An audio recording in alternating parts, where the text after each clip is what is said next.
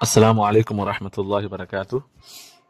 अज़ीज़ तलबा, आज के इस वीडियो में हम लोग सबक नंबर 17 की आखिरी एक्सरसाइज यानी दोनों साइंसदानों के बारे में 5-5 जुमले लिखेंगे। तो आइए वीडियो को शुरू करते हैं। सबसे पहले निकोलस कॉपरनिकस के बारे में 5 जुमला हम लिखना शुरू करते हैं। निकोलस कॉपरनिकस 19 फरवरी 1473 ईस्वी को पोलैंड में पैदा हुए।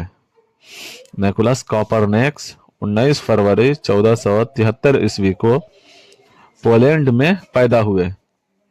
नंबर 2, दूसरा जुमला, उन्हें बचपन से ही हुसूल तालीम और तहकीक का शौक था। उन्हें बचपन से ही हुसूल तालीम और तहकीक का शौक था। उन्हें मेडिकल की तालीम हासिल की।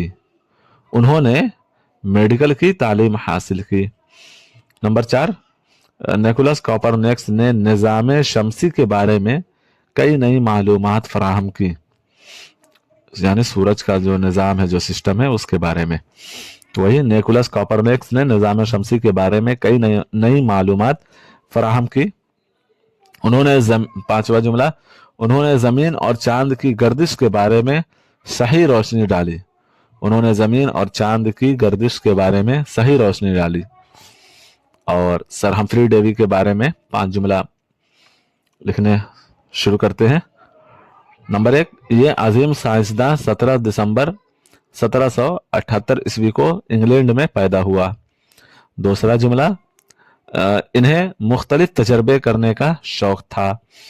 तीसरा जुमला होगा, उन्होंने नाइट्रस ऑक्साइड गैस पर काम किया जिसे सूंघने के बाद वो बेहोश हो गए थे। चौथा जुमला, इस गैस का इस्तेमाल मरीजों को बेहोश करके सर्जरी में किया गया है। इस गैस का इस्तेमाल मरीजों को बेहोश करके सर्जरी में किया गया है। नंबर 5, इसके अलावा भी इल्म कीमिया में उन्होंने तहकीक की और मुफीद मालूमात हासिल की। इसके अलावा भी इल्म कीमिया में उन्होंने तहकीक की और मुफीद मालूमात हासिल की। तो ये रहे आपके सबक नंबर 17 की आखिरी एक्सरसाइज, दोनों साइंसदानों के बारे में 5-5 जुमले। जब जुमला लिखना हो या कोई भी ये अल्फाज दिए गए हैं उससे जुमला बनाना हो, तो उसमें ध्यान रखना चाहिए कि हम कोई ऐसा जुमला बनाएं जो माना और मतलब के लिहाज से भरपूर हो, यानी उसका माना और मतलब भी हो। बेमतलब और बेमकसद कोई ये जुमला ना बनाएं।